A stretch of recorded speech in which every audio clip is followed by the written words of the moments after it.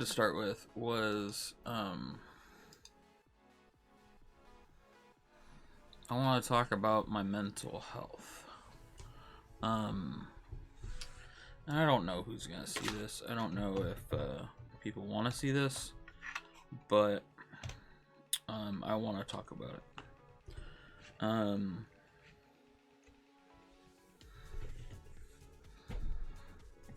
So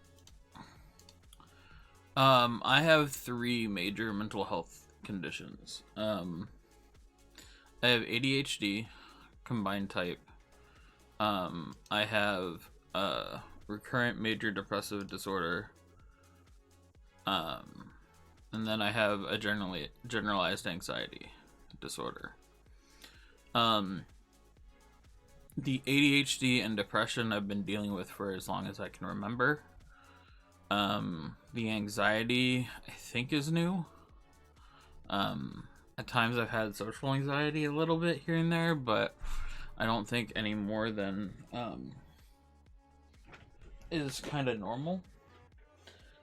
But at this point, there are times when I'm supposed to be doing something and that I've done a million times and I just freeze up, and that includes streaming. And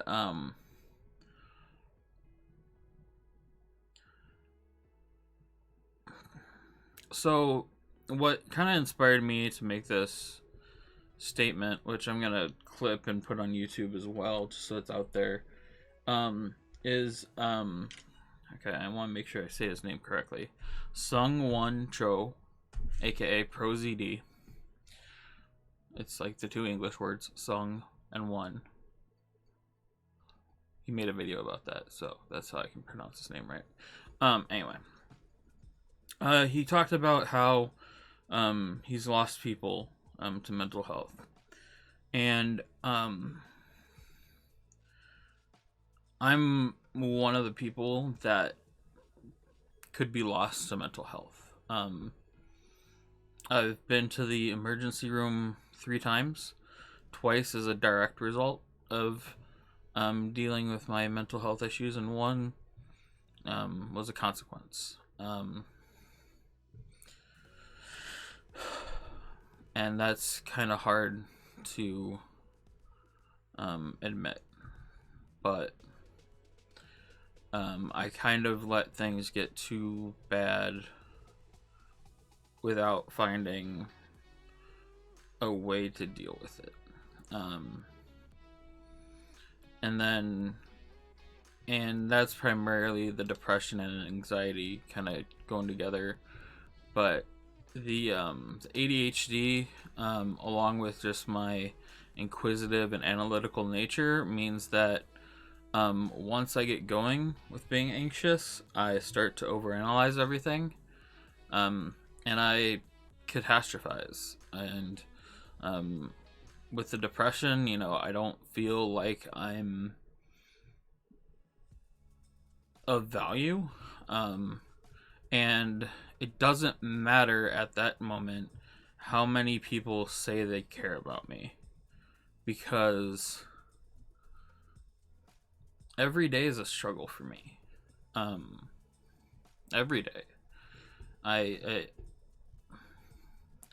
school was hard, and the only reason I did as much and as well as I did was because I happened to be particularly clever. My IQ was fairly high, so I was able to just quickly do things and make up for my ADHD. So, if I got asked to the board and do a homework problem, well, I didn't do my homework, so I would just do it on the board while I was there. But I only got diagnosed with ADHD about 6 years ago, I think. So when I was just about 30, because I could not perform functions at my job without medication. Up until then, I was able to deal with it. I was able to just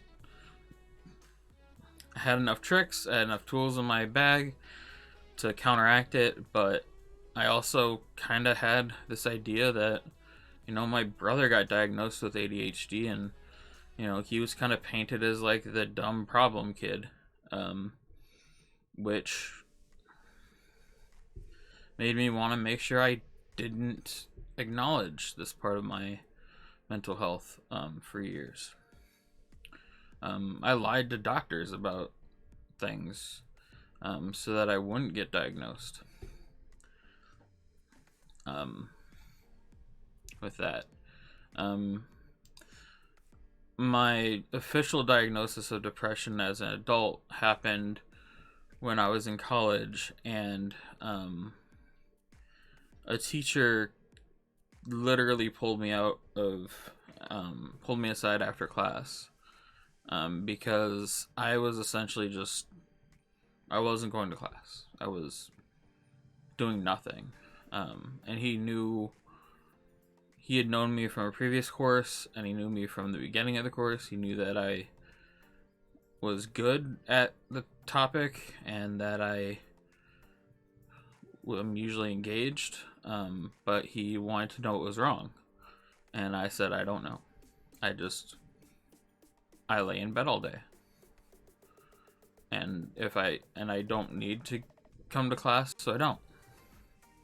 And I did really, really bad on a midterm or two in that class. I did end up getting an A afterwards, but in part I got diagnosed with just seasonal depression at the time.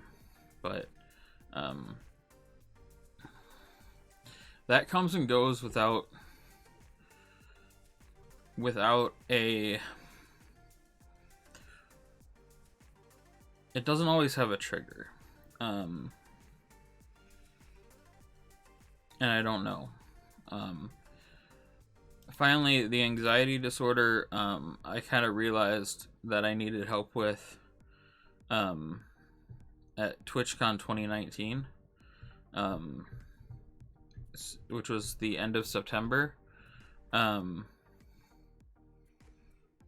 plane landed. I ran into someone at the airport who was going to the same place. We hopped in an Uber together, grabbed our badges. It's awesome.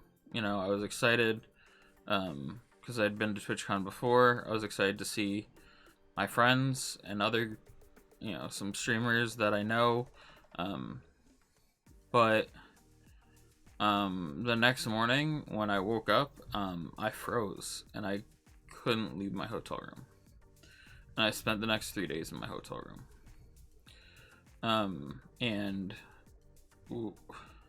There were some aggravating factors that gave me just some general anxiety about during that time, because I was just starting a new job. I was trying to figure out how to buy a car, which I needed for the job, and it all came together, and I didn't want to fly back. I didn't want to come back to my life. I don't know that things were bad enough to do anything, but it was getting close. And the only thing that got me out of my hotel was a combination of things. My favorite band was playing the concert, and a streamer who's a friend of mine basically told me, I'll see you there. And I didn't want to disappoint him.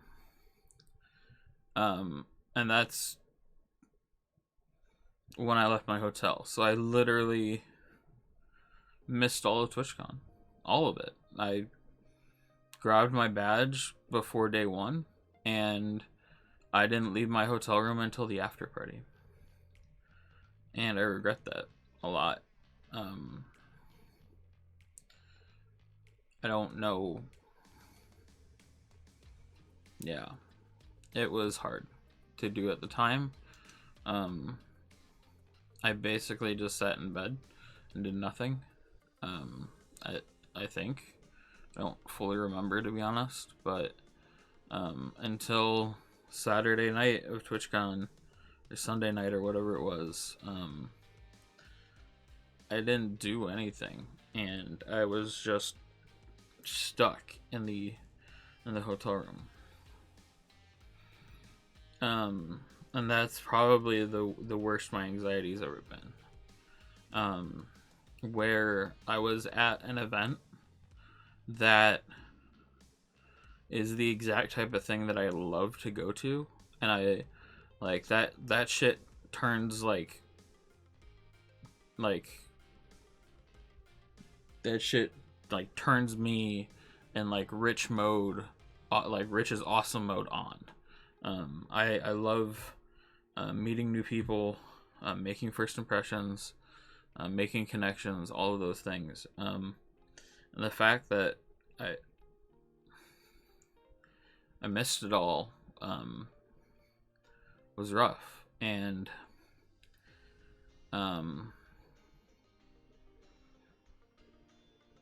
following a few months later, I got into a car accident, got a concussion, totaled my car, and between that and the lockdown, I can't. Lockdown happened right before TwitchCon Amsterdam was supposed to happen. I had tickets to go to that. I had tickets to go to TwitchCon San Diego again. I had tickets to visit a friend in San Diego. I had just gone to Poland to visit a friend. So it's been a rough couple of years. It's been bad since 2018, the end of 2018. I went to the emergency room the first time, and I'm not gonna go into details. I want to avoid any sort of triggering discussion about my specific thoughts or actions.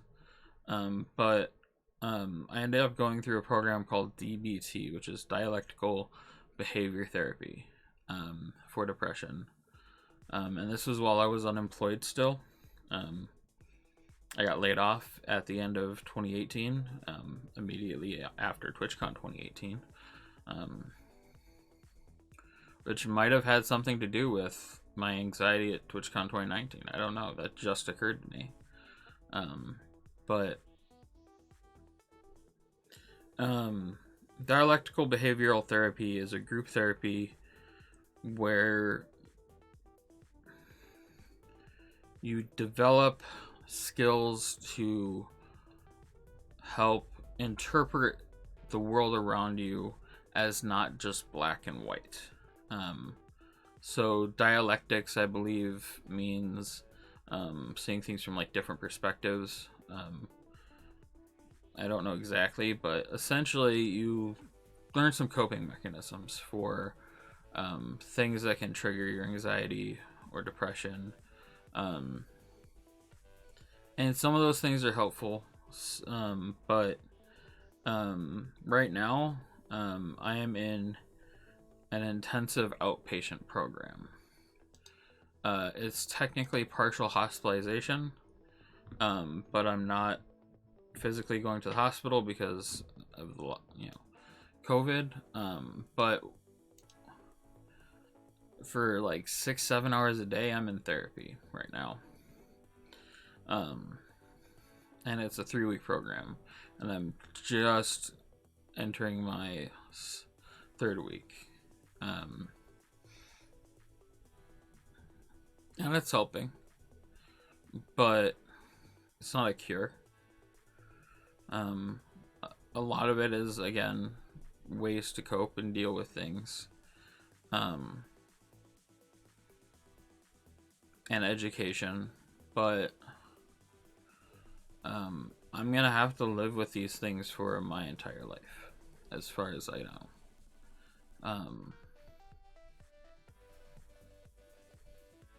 So I'm working on ways to push through anxiety, and sometimes I'm anxious about like something I've done 100 times. Sometimes I get anxious about going live to stream.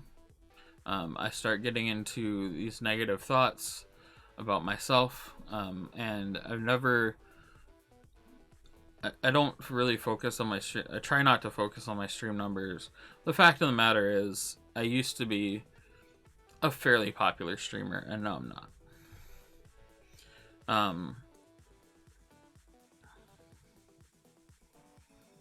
And sometimes that gets into my brain.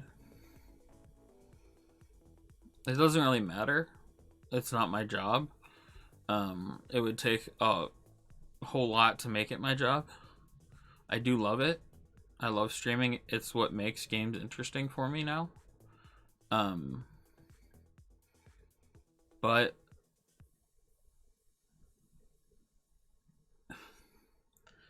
over, 5 years, I've not been consistent. In large part because of depression. Periods of depression where I would just completely lose interest in everything at all. That's how it manifests itself for me, is I just, nothing feels like it brings me joy. When I'm in that mode, it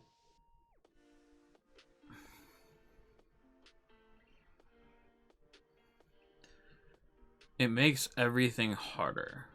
The first thing that starts to slack is showering. I lose kind of the desire to get up and clean myself up so that I can go out and do things. Especially during this pandemic, it's been on and off. I'm not proud of being a filthy person, but yeah, sometimes I just don't care. It's not worth like dragging myself into the shower, which sounds like a simple thing, but at that point everything takes an enormous amount of effort, and that is why my thoughts get very dark. It's not about who cares about me. It's not about feeling alone, though that is part of it. The direct thing that makes me feel like I don't want to exist anymore is literally that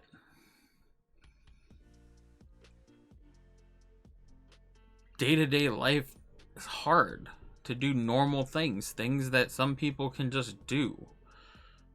Sleeping, showering, eating normally, actually doing their job. And since I'm not getting any joy out of the things I normally do, I get into a situation where I am struggling each and every day for what feels like the rest of my life to just be a person. And at that point, it doesn't feel like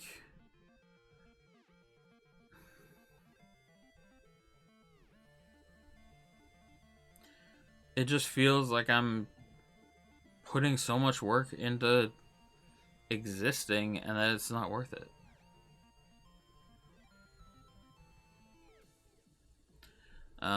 I'm like I said, I don't want to get into specific details about thoughts or actions, but like I said, I've been into the emergency room twice as a direct result of my my mental health, and once as kind of a consequence of actions that I took because of my mental health, in a way. And medications, I'm medicated for all three of these things: ADHD, depression, and generalized anxiety. But there's a part of me that just doesn't respond to the medication. It's better with medication, Unfortunately, because of insurance and being jobless for periods of time, for times when I couldn't medicate for anything, and things got worse. So I don't really have a point that I want to make specifically, or I don't want to make a generalized statement about mental health overall. But I wanted to share what I go through. On an almost daily basis.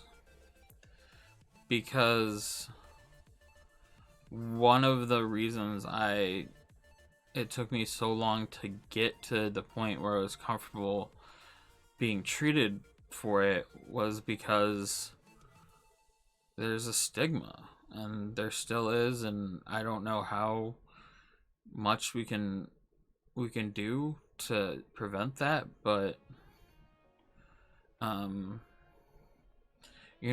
there's a stigma and there's some misunderstanding, I think.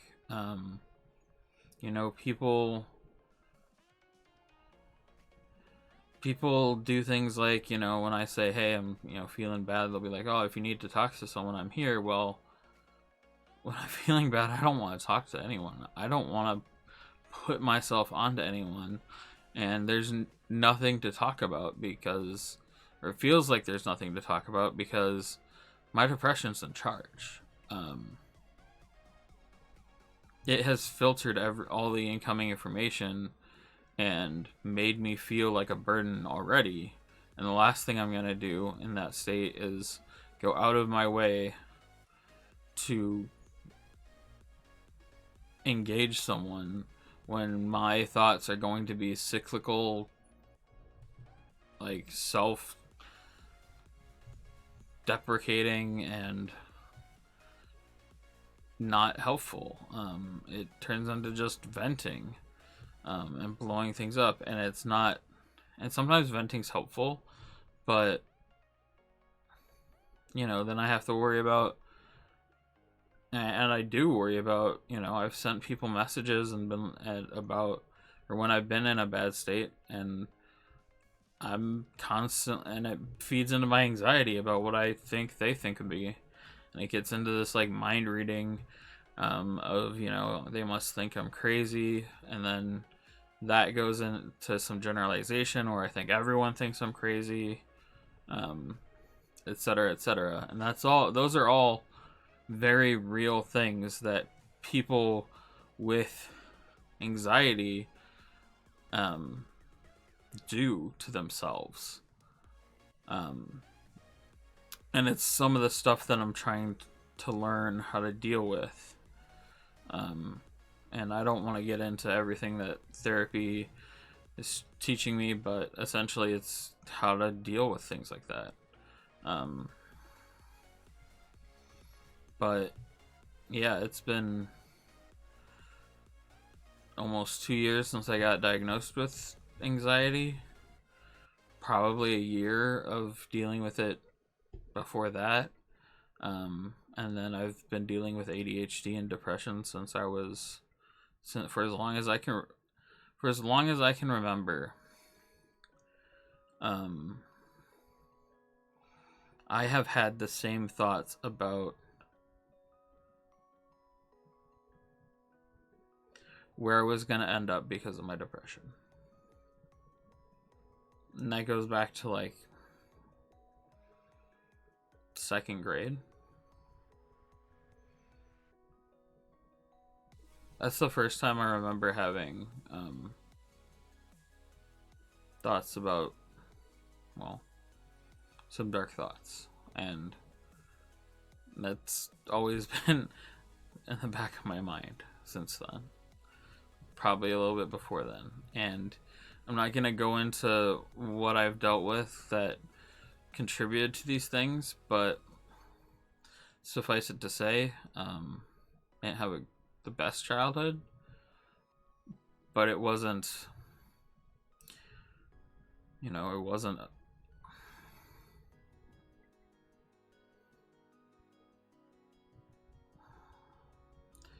there's not a really good way to put this. I wasn't abused or anything like that in any tangible way. And from the outside, my brother and I probably looked like a couple of pretty spoiled kids. So we kind of had everything that we wanted. But that wasn't really the case. Is where I'm gonna kind of leave that. But like I said, much earlier, I was kind of just inspired to talk about my experience with mental health. I actually, just before I was getting admitted into my current therapy program, I had reached out to RAD and I made an appointment with them. So Rise Above the Disorder, who's kind of behind this push of Mental Health Awareness Month, as far as I've seen. But I gave up my appointment spot because I got into a therapy program that's covered by my insurance. And I got, I'm on short-term disability right now because I was not able to perform my job properly. And hopefully in a week or two, I'll have some coping mechanisms to help me. I'll be back to doing my job, which I truly enjoy. But that's kind of a long, rambling rant about my mental health in general and the specifics of what I deal with. I am not trying to say that everyone with these disorders thinks the same or has the same exact issues or symptoms that I do. I just know that this combination for me makes they help feed into each other. It's really vicious sometimes. My mind's racing because the ADHD. Everything's filtered through depression, and I am overanalyzing literally everything, and coming to the worst possible conclusions, which gets my anxiety running. So, yeah, that is what I deal with on a day-to-day basis, for the most part. There are good days, but even the good days, I take a handful of pills when I wake up. A slightly smaller handful in the middle of the day, and then 5 or 6 pills when I'm going to bed. So, and that's just to keep me at like some semblance of a baseline. And it's likely I'll be taking those for the rest of my life. Because, if I win the lottery tomorrow and all my financial and employment problems are magically solved, I will still have these conditions. And that's part of what really hurts when I see some people who weren't able to deal with these things that I consider successful, and on the exterior they have every reason to be happy, but they're clearly not. And it's important to know that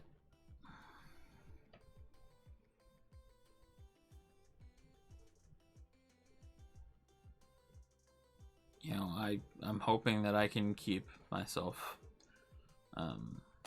in a good place where I can learn to.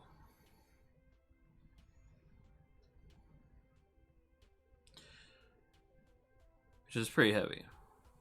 And but I wanted to make sure that I said something somewhere. Because I've kind of alluded to my therapy, I've talked in general about it, but I don't think that it was clear why I'm in therapy right now. And when I say therapy, I mean my intensive outpatient therapy with a hospital. I am also going to be continuing with some one-on-one therapy after that.